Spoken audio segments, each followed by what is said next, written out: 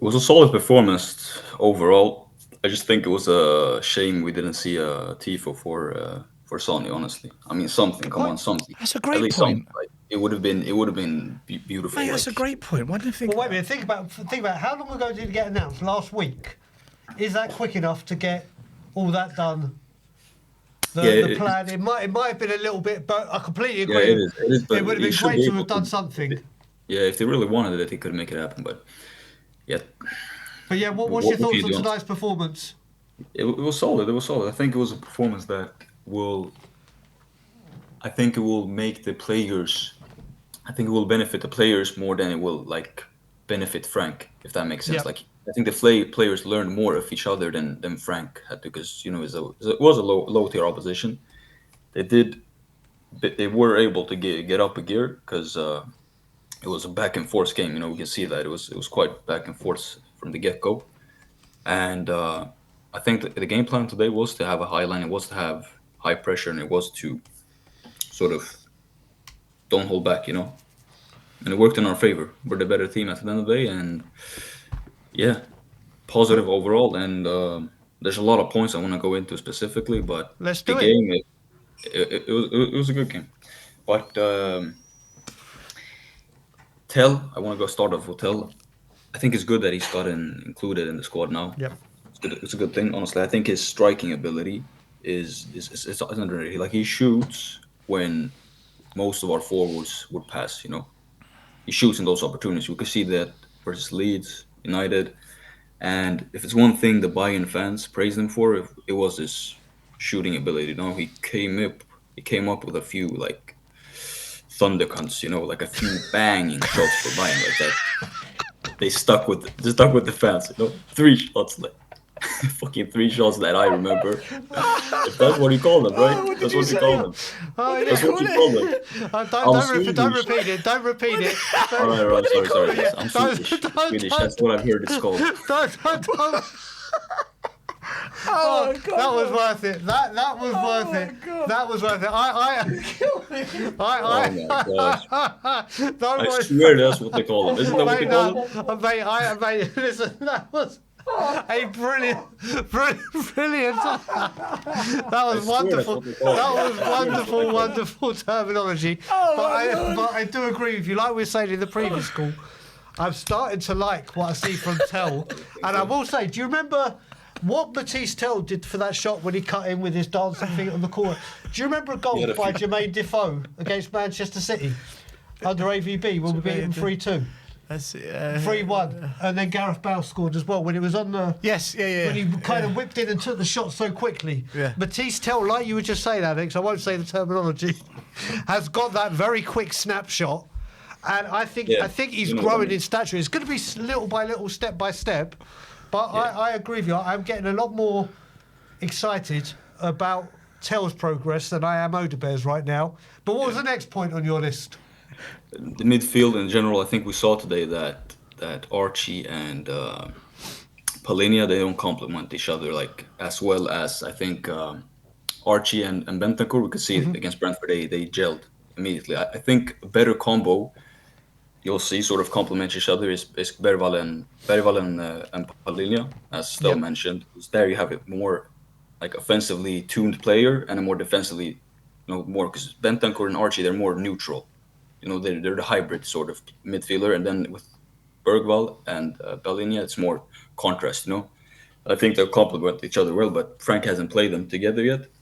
And honestly, I'd love to see just Palhinha sitting back and Bergvall and Xavi interlinking like as two tens. Yep.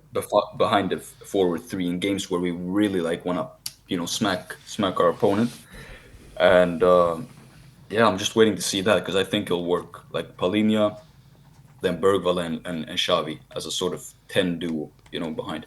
I think that will work great. But I think you're the third person. Stell, yourself, and Nate was mentioned in this yeah, Paulinia Bergvall setup will be better because obviously I think we know now the number 10 is going to be Yeah. Simmons game after game. Obviously he will need he's proved it now. rested or whatever, but yeah. do you think the big question about Javi Simmons, the games he was out, yes, we were all asking for him to start a few more of them, maybe not all of them, But do you reckon the Spurs coaching team said, right, we're going to take you out for a bit, put you on the bench, but build you up in the gym, let you settle into the country a bit more, really make a more intense training program, and then, I mean, obviously he's brought him back in and we can say, yup, he's come in, he's done wonders.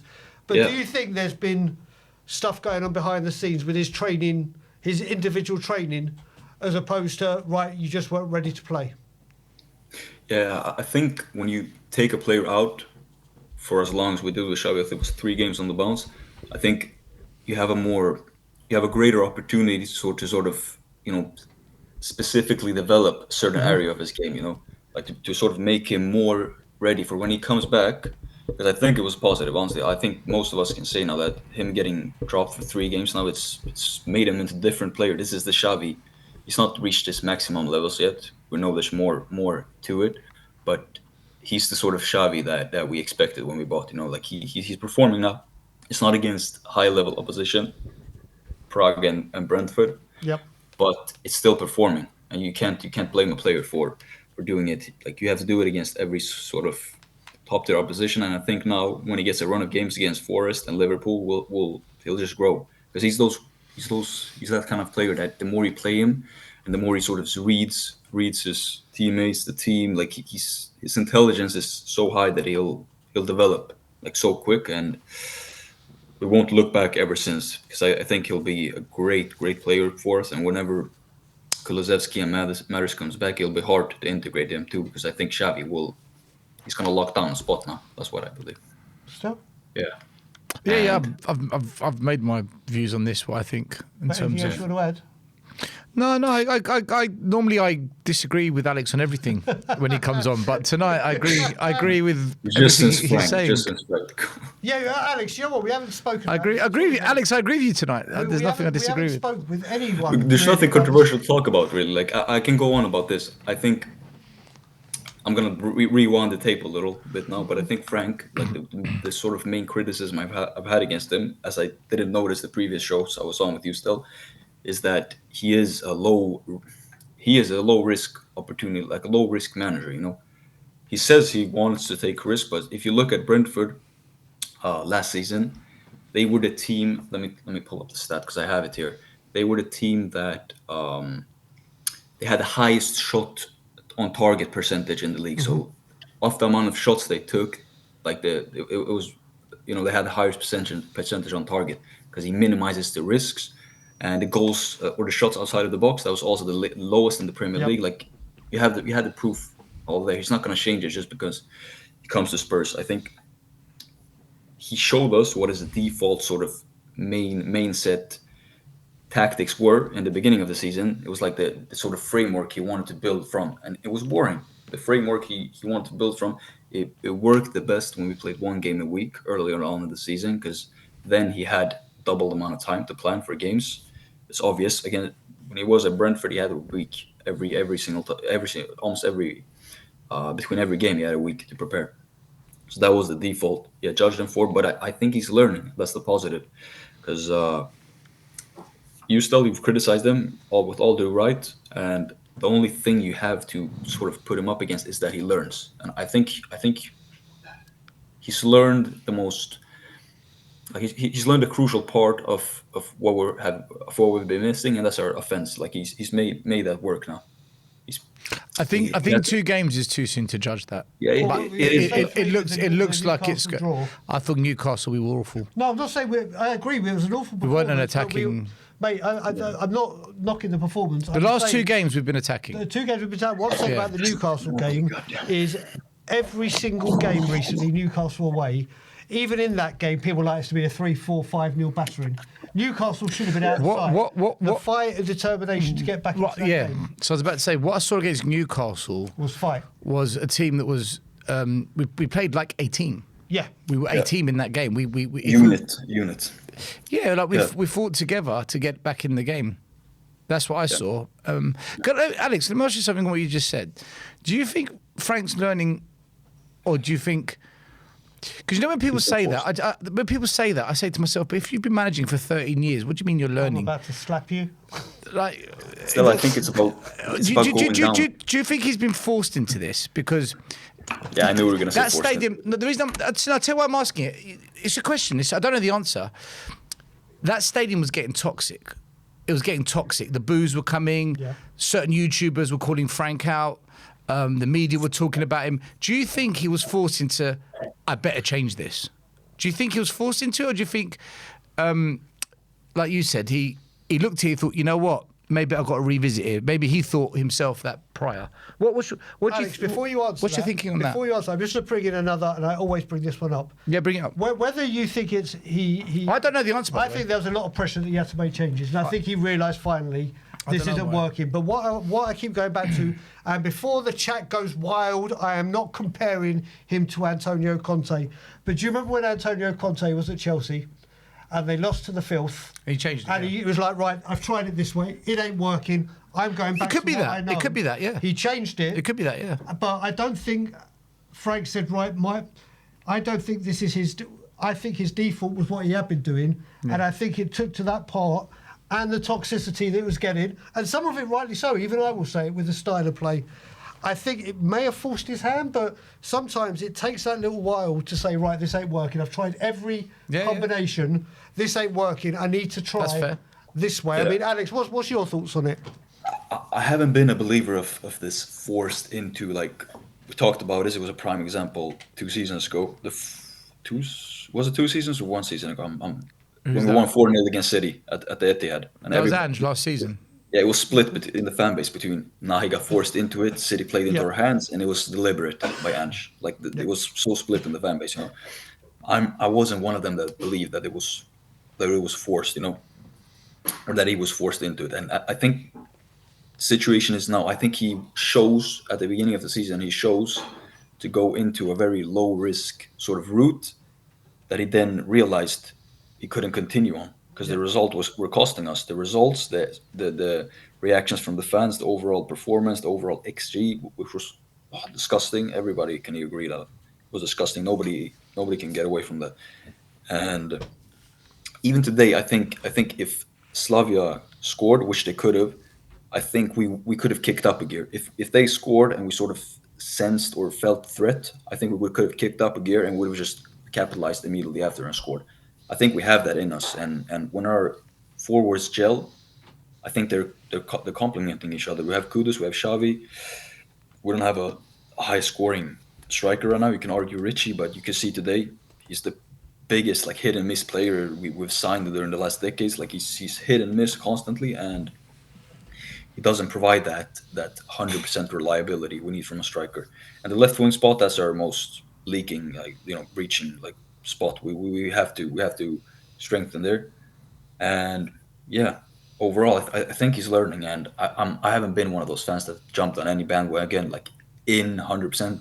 You know, I've been balanced. I haven't. But for me, also, I want to mention this. Still, you mentioned earlier, you don't want to get carried away and blah blah blah. I think you gotta put contrast to it. You can enjoy yourselves and like celebrate like a lunatic about today, but still don't get carried away. Like, still don't put higher expectations of the next game and how we're gonna play the next. It can just be you want to enjoy the moment. All right, so here's the thing. This is about personality, right? So Brian I'm from not day saying- one, Brian from day one was, yes, Frank, he's my guy. Blah blah blah blah blah. But for me, do you know what? This is a personality thing. Tottenham has sucked the life out of me the last 6 years. If you saw me under Poch, I was a fanatic, like lunatic. Loved it. Since Glad you then, weren't on YouTube then.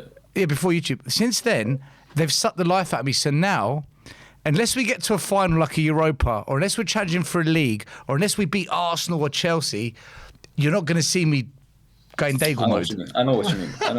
Is that what you're calling now? Daigle mode? You're not going to see me going Daigle mode. No, because that's I know just what where you I'm mean. at now as a fan. It's almost, Yeah, I know. show me a trophy, show me a final, beat Arsenal, and you'll see me going wild. I just think Glory it's. hunter. I just think. Do you know what? The one thing you can't call a Spurs fan, you can't call a Spurs fan a glory hunter. do you get it, Alex? Still. It's a personality thing. I get it. I get it. I'm just Yeah. saying, like, the amount of times, especially last season, the I like amount of that times Daigle I move. sat numb in front of the TV, and I just left. I just left. I was like, I'm gonna go to the mental asylum soon because I just sat in front of the TV and I laughed. You know, it's a choice. It's a You either nervous cry, laugh. I know. Yeah. I know. you either cry or you laugh. I've That's the been like choice. that for 6 years. Yeah, when it gets bad. Still, I want to call. I gotta mention this. Call me out if I'm wrong, but I think, honestly, now I'm totally honest. I think you would have been fully behind Brank, like his biggest supporter, if he went on to win that Super Cup. And in his first game as Tottenham manager, he lifted a trophy. I think Hundred percent. 100%. yeah, man, and that's what I mean. I'm still hung over that game because I know that we're not going to get an opportunity to play in a Super Cup for probably another Do five you know? years. Do you know It what? Do you know what will stinks. excite me, Alex? Just I tell you what will excite, like really excite me. I said that was a crucial game, like a huge game for Frank. If he would have won that Super Cup, he would have had a whole fan base Yeah, behind the him. whole fan Whole base. fan, and it would have been much easier for We would him have to shut up sort of Arsenal as well. have a more bigger collective behind him. Because now it's split, still split. I tell you what will super excite me, like really, really excite me. Whoever the manager is, whether it's Frank or the next guy, whoever it is, if Enoch just back the manager. Well, we're going to see in January. If Enoch, well, I think January a little bit, the January, summer. I think a big player comes in.